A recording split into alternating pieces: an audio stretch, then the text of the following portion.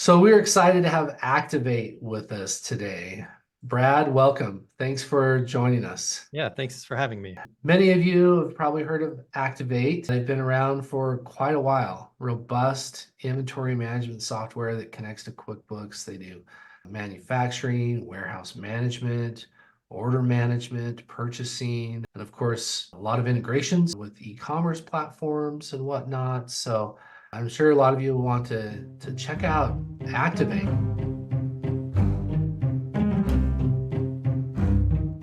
Like some of our other demos you may have seen, we'll follow the pattern of sales order creation, work order creation, purchase order fulfillment, work order fulfillment, sales order fulfillment.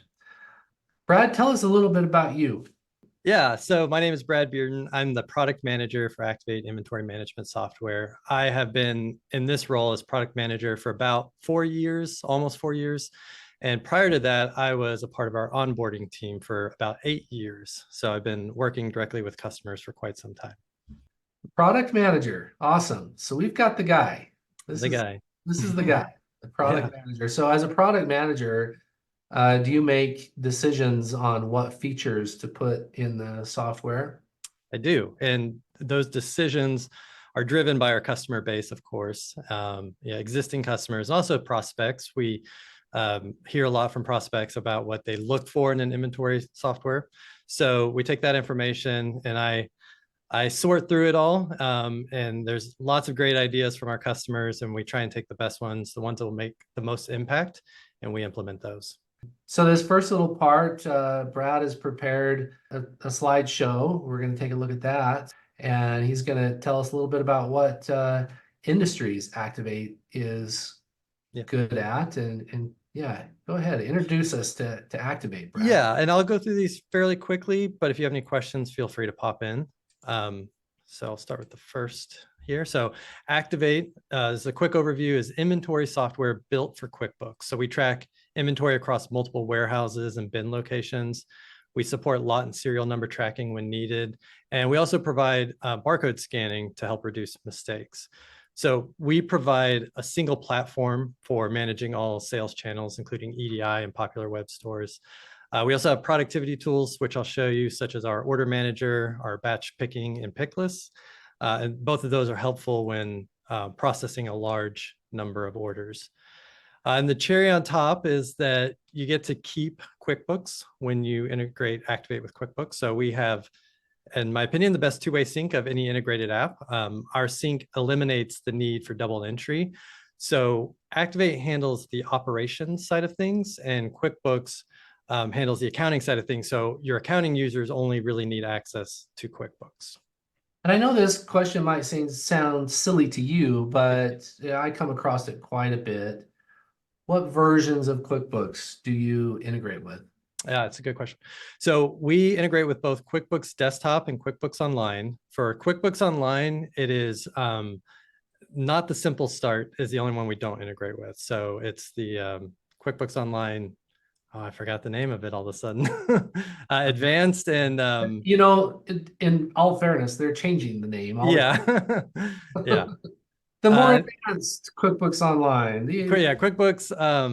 I forget the it's above Simple Start and then Advanced. I think it's, I can't remember if they use the Pro or Premier nomenclature, but yeah. QuickBooks Desktop, it's Pro, Premier, and Enterprise, and then the UK and Canadian editions as well. Okay. And all supported versions. UK and Canadian. Yeah. Mm-hmm. Yep. Yeah, that's great. Okay. So built for QuickBooks. Amen. Yeah. So I mentioned it earlier. Acctivate is built for QuickBooks.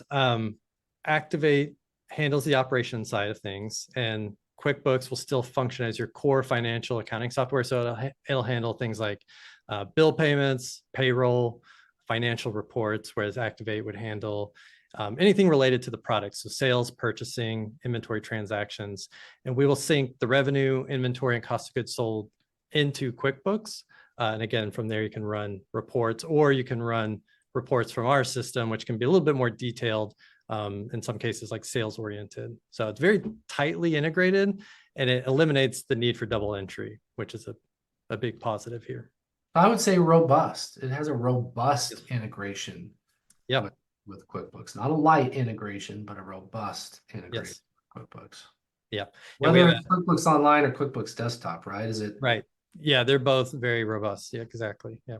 It's a two-way sync for the most part. So, for example, if you were to enter in a journal entry to adjust the customer's balance, that will sync over to QuickBooks, or I'm sorry, into Activate, where you can view that as well.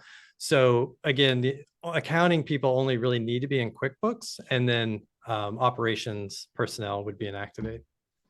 Right. Cool. Okay. In addition to QuickBooks, we connect to many popular web stores such as Shopify, BigCommerce, WooCommerce. You can see the list here. We also connect to some top EDI and payment platforms and shipping software, such as ShipStation, Starship, Indicia, Stamps.com, UPS WorldShip, and FedEx Ship Manager. Of course, they're not represented here, but those are very common integrations. And then we also integrate with Outlook, Microsoft 365, and Gmail for emailing from Activate.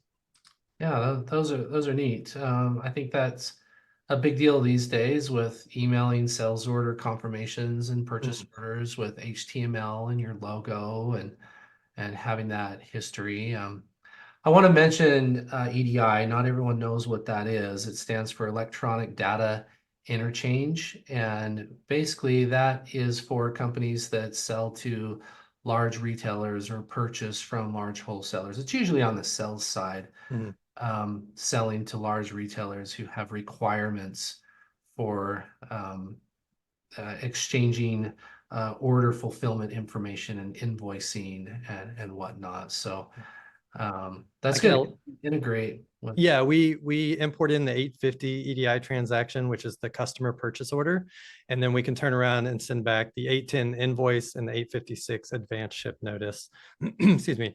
And then we also can work with 3PLs. So we will send a 940, which is a advanced warehouse order, and then we'll receive back a 945, which is the shipping advice.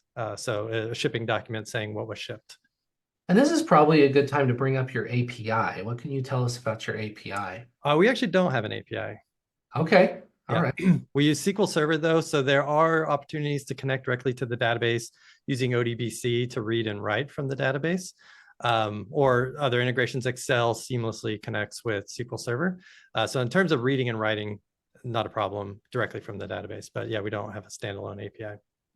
And who do you find, what companies do you find, like companies like ours, third-party partners, do you find jump all over this and geek out on helping people with connect to act Yeah. and whatnot?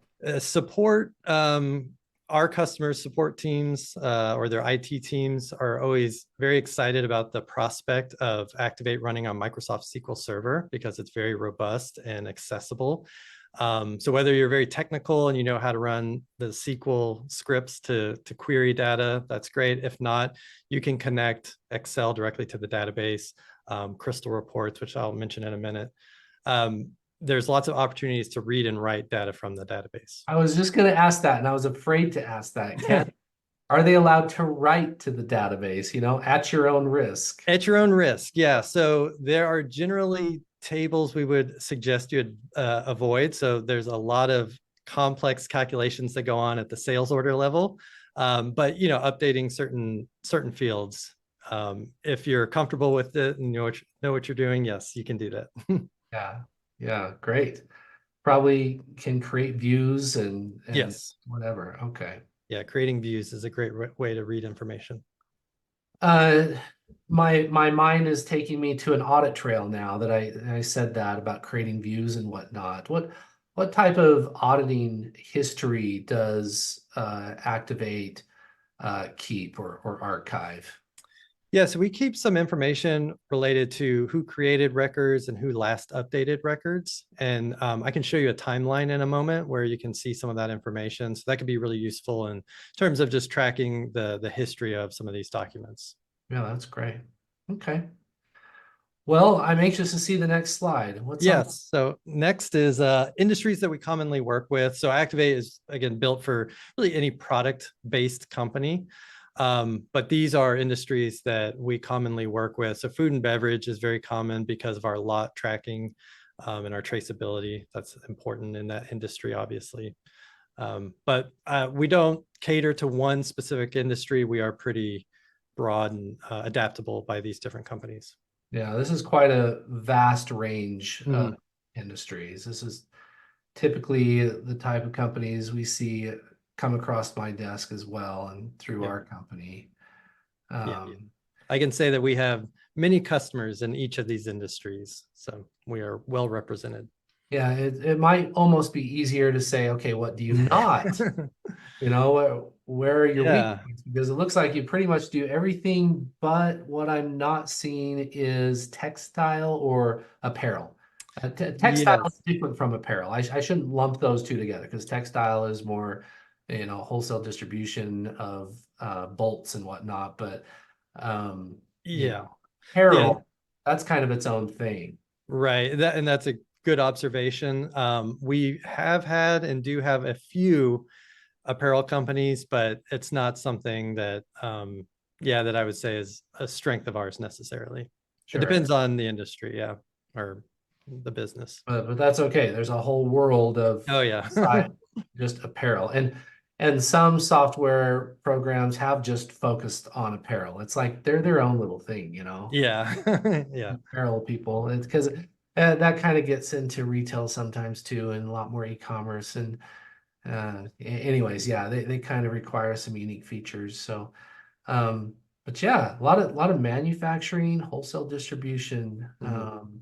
industries. All of these are manufacturing, wholesale distribution. A lot of industries I'd see require serial number tracking, lot number Yep. tracking, revision level tracking, and expiration date tracking, and maybe not only FIFO picking, but FIFO picking. So I might Mhm. ask you about that when we come Yep. across picking.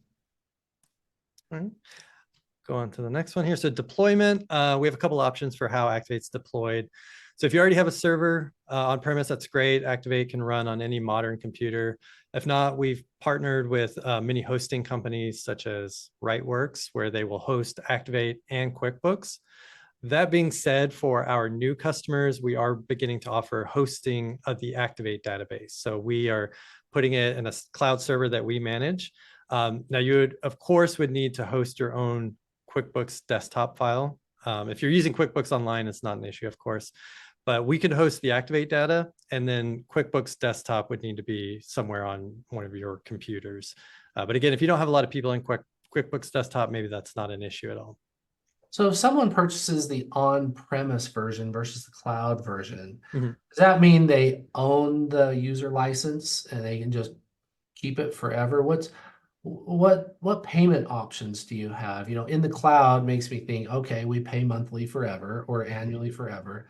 On-premise makes me think, oh, maybe we can buy the license and float it for a while and get away with an old version which I know you probably don't like to hear, but that's what a lot of a lot of small business owners think and hope that Yeah. they do, depending on their budget. Yeah. So Well, I will say in the past, that's always been the case that you own the license if it's installed on premise. We are moving to a subscription model going forward where we will offer with the subscription, it'll roll together the license, the support, maintenance, software updates, everything together.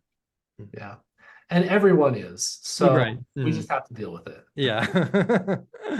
That's where we're going in the world. Everyone's moving to the cloud. So yeah. Okay, well, yeah, what's next? What else? Yeah, well, then this is my last slide here. I mentioned it earlier. Activate's built on top of Microsoft SQL Server, which is very common, very popular. It allows for virtually unlimited growth and performance. We distribute the free Express edition with Activate, which has a 10 gigabyte limit, which should be fine for, it's proven to be fine for most of our customers for many, many years. And then, as I mentioned, this database could be installed locally or in the cloud. And then we also use Crystal Reports for reporting. We have over 150 standard reports in Activate. As part of the onboarding process, we will modify forms such as like the sales order, pick ticket, invoice, anything customer facing. We can put a logo on there, do whatever you need there. But we have, if you want, you can purchase the designer app of Crystal Reports. That's not required. In fact, I'd say most people do not purchase it, but you could purchase that to modify and create your own reports. So for those of you that might be getting bored with this and wondering, okay, let's get on with it. What's the next slide? Um, I just want to put a little plug in here. And at Brando Consulting, almost every single implementation project we help with requires a custom report. Think of it this way. Anything that prints out of the software is considered a report. So we're not just talking about sales reports, we're talking about templates, sales order templates, purchase order templates, picking templates, work order templates, and we're also talking about labels, barcode labels, product labels, receiving labels, location labels. And correct me if I'm wrong, Brad, but this is my understanding of what you would use Crystal reports for, right? Correct. Yep. Okay.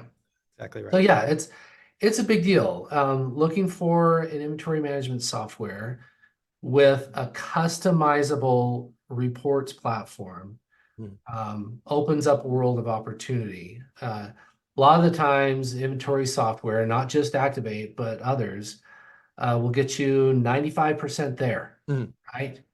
And it's like, oh, I've got this one need that I need to solve. And well, oftentimes a custom report will solve that need. Right. So customizing the report or creating a whole new custom report. So. Yep. That's the last slide I have. So we could jump into the software if you'd like. Yeah, let's take a look at the software. Show us the sales order screen. Okay. So before I get into the sales order, I'm going to get there by way of opening up our customer list. There's a couple different ways we can do this, but I thought I'd touch on this because some of this information carries over into the sales order. So this is our customer list. And of course, you can type in, it'll filter down the list and search. But really what I want to illustrate just briefly before we move on is as I move through these customers, you'll see that different information is presented here. This is a read-only screen, and it's only displaying information that's relevant to this customer. So the information here is curated to be important based on which customer you're looking at here. So we can skip over all of these now, but as you can see, we have different information. I mentioned that timeline. We have a timeline, we have transactions, ship to, I'll do these very quickly, customer contacts, and then customer specific pricing. And a lot of these views, you can choose which columns you want to see or create custom filters so you can quickly and repeatedly find information here. But I know I want to create a sales order for this customer. So I'm on Abercrombie. I will use the create menu and I could choose to do a quote or an order. I'm going to start with a sales order. So once I've done that, it adds the customer onto the sales order and it pre-populates a lot of this information. So the billing address, shipping address, contact information. As we saw a moment ago, this customer has multiple ship to addresses. So I can select a different address. I can select different contacts that I may have set up for this customer.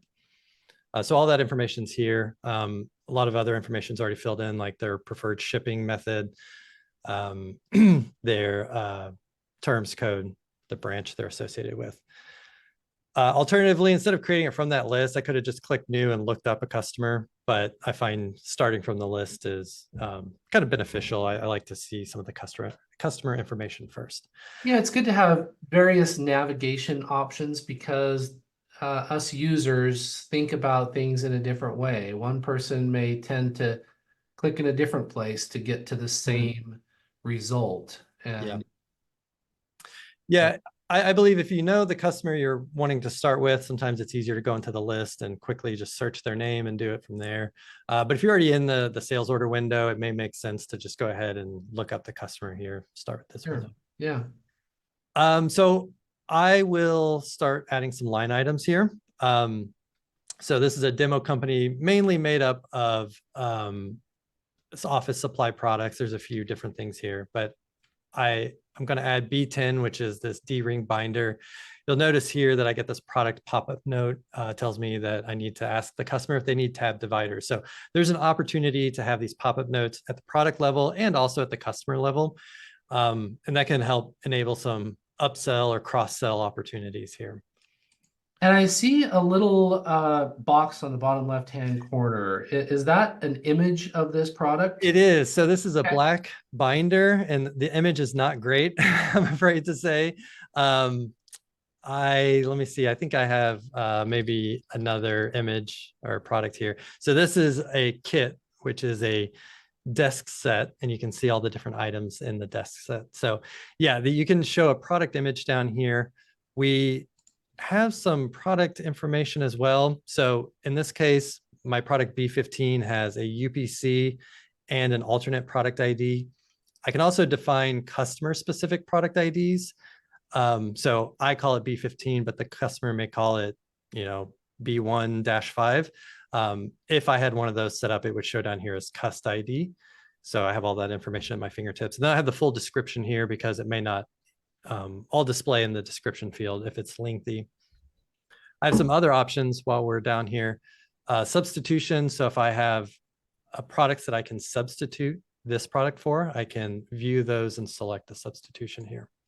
So if you're short on the black, they may be okay with the blue. Exactly. Exact same thing, just different shade. Yep. So the customer products, do they come with the customer prices as well? Do you have customer price lists? Yes, we do. So you can define, now this customer is configured to receive the D price code. So if the product has a D price code, then they will automatically receive it. And in this case, this product has two D price codes. D represents dealer. And it's based on the quantity. And these can have expiration dates too. So they could be valid for a time period. But so in this case, if they order 1 through 9, they get it 345. And then 10 and beyond, it's blank, is 325. So I'm at the 345. If they were to order 20, which would be the 10 and beyond, it drops it down to the 287.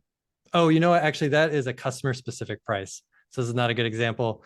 I get what you're saying. Yeah, but if I if I change this back to 15. And you have volume discount prices and Right. pricing rules, not just customer price. Yeah. Yeah, we get it, man. We get it. Yeah. And there's different pricing mechanisms as well. So P is just, this is a flat price, whereas L% is a list minus percentage. So it's doing the calculation here and showing what that price would be, but there's very complex price rules that can be put in play here. That's nice. Yeah. And then of course you can always just manually type in a price if you want to. Of course. What about custom work orders or configurable work orders? Do you guys dive into that type of feature at all? Do you have configurable We do. orders? So as a way to segue into that, I've been typing in the product IDs. I'm going to open up our product ID lookup. So this is an advanced way to find a product that you're looking for. So I'm looking for a product that is coffee. I mentioned that most of the products in here are office supplies, but I do have some. You find coffee in offices, so I guess it's in a way an office supply. Yeah, for sure. So coffee dark roast is an assembly product. I'm going to order 2, and what you'll see here is I don't have any in stock. I have none available, so it goes into back order. I'm going to save what I have so far. There are a couple different ways to create assembly sessions, or maybe I should say a few different ways. Okay. One that I'll show you now is I can create it directly from this order by using the create menu and create an assembly session. And what this does is it'll look for any assembly items on this order, and whatever the back order quantity is, it'll create an assembly session for that quantity. So in this case, it creates it for 2 because it knows I need 2 for this order. By doing it from the order, it creates a direct relationship as well. So I'm creating coffee dark roast, a quantity of 2. And then these are my components. Now I can add in, I can customize this. I could remove components that are marked as variable, which is represented in this column. I could add in additional components. Maybe I wanted to use some Colombian beans, like as a blend with this, I could do that. I can change the quantity. So this is what we would call a custom assembly. I'm making 2. To make 1 bag, this is a 1 pound bag, to make one the coffee dark roast, the standard unit is 1 bag, 1 label, some labor, and then 1 pound of beans.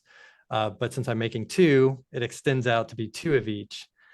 But I also have this actual quantity, and this is how many I actually used. So I may have ended up using 2.25 pounds of beans. I could change that. The actual quantity is what will come out of inventory. Now I'm only adding in two of the finished product, but the reason we want to change this is to correctly decrement the component, but the cost of that overuse will roll up into the finished product as well. And I can show you that if we're. No, that's really good. We need software that has the planned quantity and the actual quantity. Yeah. So you're putting together an assembly. We're on the sales order still. You're putting together an assembly or preparing an assembly at the point of sales. And yeah, you kind of skipped forward to actual quantity, which we're probably not ready to fulfill this work order yet. We're probably Okay. skipping ahead on that. Yeah. At this point, we probably just want to create it and schedule it. Okay. Right. Yeah. Um, there's a document date, there's a date. What date would say this is when we want to start it? I would say the document date would represent that. So this is the transaction date that the inventory is removed and this is added back in, or the finished products added into inventory. The document date represents typically the date in which we are going to work with this. This is the date of this document, not the transaction, but it could be future dated, could be backdated. We also have a workflow status. We have defaults here, but these can be configured to be whatever you would like. So we could say this is scheduled, and we can save this. I see. So I'm not going to post this yet. I'll save it. You'll see over here now in the bottom right, for this line number 4, coffee dark roast, I have that assembly session here. So I can quickly get back here and work with this if I Oh need yeah, to. that's some nice navigation. I like to see links. That really Yeah. makes the user experience a lot easier. I think people are always looking for user friendly, user friendly. Yeah. Yeah, exactly. So we have this order created. You'll notice in the upper right-hand corner, it's pretty predominant. It says ready to pick order. Acctivate has workflow statuses. Now we have a defined list, but you can customize this list, but they tie back to certain actions in Acctivate. So I may not be ready to pick this order for some reason. So I could just put it into a not ready to pick status. Or I can say it is ready to pick. In that case, changing the status is really just informational, but there are certain actions that I'll perform in Acctivate that will update the status and change it. Okay. Now I can do it from here. So for example, I could create a pick list. Mhm. And when I do that, that'll automatically trigger the workflow status to change. I see some applications here. You've got my wheels turning. So pick and ready to pick. So it's an actual order. Yes. And have a sales order confirmation. We're telling the customer, yeah, we'll ship it to you. But if we mark it as not ready to pick, that might be because they haven't paid for it yet. Exactly. Or they have some questions, or I don't know. We're Yeah. And another common example might be a lot of the items are back ordered. We know a PO is coming in later. We want to say we're not ready to pick it because we think what we're receiving in may get allocated to this order and resolve those back orders. So it makes sense to wait. Where I think it really shines is with our sales order manager. So our sales order manager has different, what we refer to as bars. So if I'm on the workflow status bar, I have a button for each workflow status in the system. And so I I would call this screen the warehouse manager's screen, or yeah. My chair went down. this is the screen I like in Activate because it has the availability indicators. But we're going to get to this later. Let's finish up with the sales order demo. We still haven't seen the sales order confirmation report. Okay. For now. Yeah. Let's take a look at that. So I can print it or email it. I'll just go ahead and click print here. Let me zoom out just a little bit. This is an order confirmation. It has the full ordered quantity, the prices. We have a barcode down here, which can be helpful. Just if you have a USB scanner, you can scan that order number into the sales order window to open it up. Also with our mobile app, you could scan that barcode if you want to open up to pick this order. But this is a sales order confirmation that we would send to the customer. Nice. And then Something that can be modified or edited in Crystal reports, right? correct. Yep, that was designed and edited in Crystal reports. We also have a pack list, bill of lading, shipping labels. These are just address labels, but I'll show you our pack list. Okay. And again, all of these are can be modified as part of the onboarding process. We typically put your logo on there. If you have any changes, like if we need to add any minor tweaks to this, certainly we can do that as well. Let me zoom out a little bit so you can see. I don't want to make it too small, but I want to get the whole form in there. Okay, nice. Nice. So that's an option to print a packing list at this time up front. And when I did that, now this is optional, but when I did that, you can turn this off. I have it enabled where when I print the pack list, it changes the sales order to have a workflow status of packaging order because it thinks that I'm now printing the pack list to package it.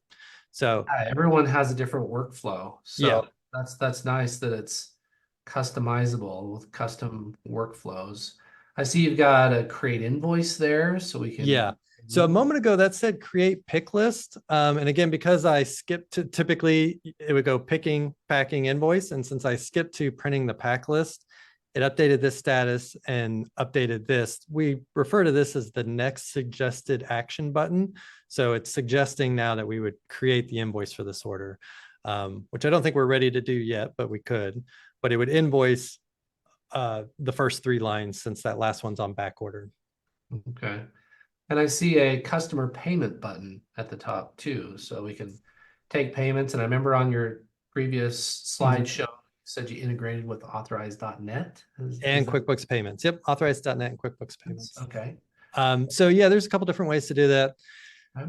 From here, you can hit create payment and it'll open up the payment window for this customer. And this will show any invoices that are open for this customer. So right now, since I did it from the sales order, it fills in with prepayment for order. So this would be a payment that's not applied to any other invoice yet because it's going to be applied against this invoice when I create it later on. So I can start the payment here. And I actually have I believe I have my demo. Yep. Okay. So I have a demo payment account set up. So it's been approved. And what happens is if I go to create the invoice, I have available credits now. So it's that last one down there, prepayment for this order. So they have credits, overpayments, or a credit memo that I could apply to the invoice I'm about to create. So they have 3 of those at this moment. Nice. So while we're on this topic of payments and sales orders, I'm also thinking of all the ways that orders can come into the system. You know, we talked about EDI, we talked about WooCommerce, Shopify, Magento, all your integrations can auto-populate these sales orders. But I also just thought of point of sale and B2B portal. That's something we haven't mentioned. What about point of sale and B2B portal?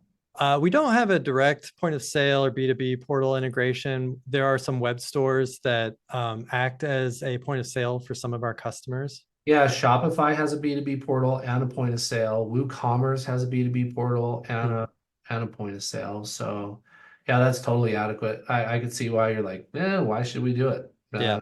You know? Yeah, we're more focused on the distribution and warehouse management side of things. So it's less of a retail front, but we do have some of our users who do have, so building materials is a common one. They may ship out building materials, but they get construction guys that come in and say, hey, I need these things, and they'll treat it as a point of sale. Yeah. You mentioned construction guys coming in. Okay. Yeah, that's a good workflow too. They come in, there's a storefront, but you can just use this screen or maybe the Shopify point of sale screen if you want. And Okay. Yeah, that's totally fine.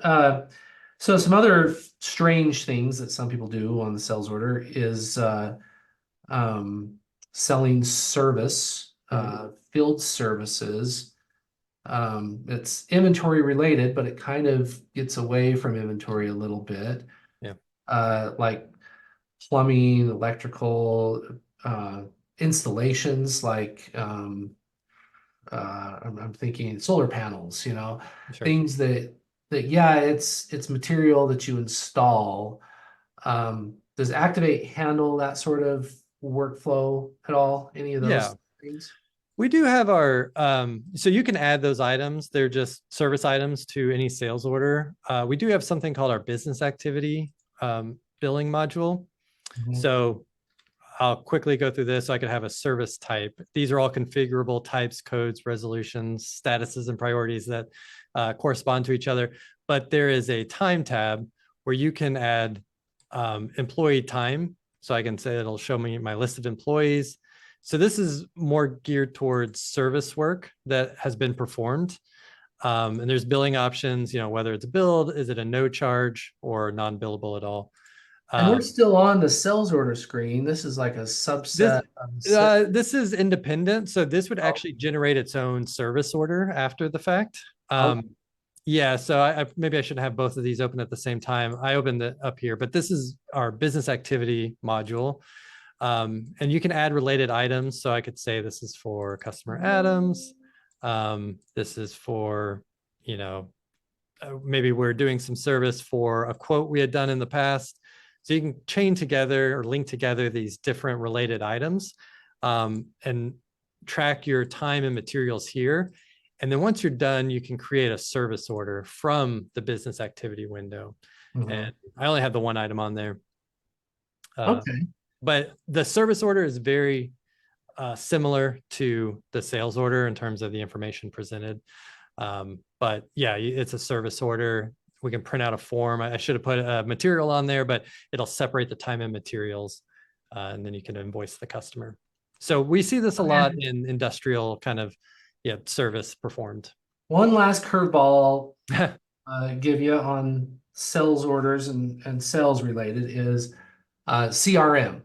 So that's another way that orders get into the system.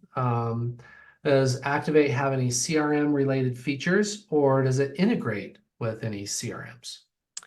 We don't have any direct integrations with CRMs. Of course, we can import in customer information, sales order information. We do have some customer CRM capabilities. So, for example, actually, hold on. Let me open up this. So we have a couple mailing lists and broadcast email messages. So Oh, broadcast email messages is a way to.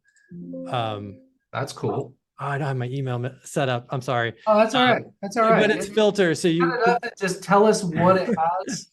You don't have to show us. It's okay, yeah, or else we'd be here all day because I'm sure there's a ton you can show us. yeah, it's very Yeah, no, similar it's to totally this where fine to just say, yeah, we have this feature and we have this CRM related feature. That's totally fine. yeah, it's very similar to this where you chain together criteria of, do you want to create a mailing list? So this exports your customer list out with their shipping information, or the broadcast email. You can say, I want to create an email to customers that meet these criteria, and then you can send a batch email to all of them at once. What about tracking the progress of a sale? When I think of CRM, I think of a sales tool and the sales funnel from tracking the progress of a lead to a closed sale and becoming a customer, or an estimate, tracking it through the different phases. These are for people that have long Mhm. sales conversion lead times, like it takes a year to close the deal, or it takes 3 months to close the deal, and it remains an estimate until then. And so it's good to track all the interactions you've had with them, Mhm. activities, whatever you want to call them, sort Yeah. of opportunity tracking, anything like that. I know it's kind of out of the realm, but No, yeah. So again, you can start with the sales quote, and those can have their own their status, and they move into a sales order. And then same with customers, they have customer types, so they could be originally tracked as a prospect and then converted to a customer. oh, Um, nice. Okay, and so then you have prospects and customers. Sorry to interrupt, No, but it's all right. that's actually something we don't want to just skip over. That's I Yeah. think a pretty big deal to say, yes, you have prospects and customers. You can, Yeah, it's a classification. It's just a way to identify them. And of course, you can actually create custom fields too. So we do see that quite a bit where someone says they have a custom field for, maybe the percentage chance of closing, and they want to define the different stages that customer has been through or going through. We also have the ability to add notes to most records in Acctivate, so sales orders and customers. So you could, like called customer on on status, and you can assign these to somebody else if you want, so they can follow up on it. So I can say SYS needs to follow up on it on this date, even this time. But this allows me to track all my activity with this order, or I can do it in the customer window as well. And then the business activities that I showed you earlier, those are often commonly used to track if you do have a long lead time in terms of going through the quote process. That business activity can be used to track the customer, the quotes that you've generated for them, the sales orders, everything, and tie it all together. yeah. I may have gone a little more thorough than I usually do on the sales part, Yeah, but that's fine. it's an area I think people are interested in, and maybe what we could do is even clip the.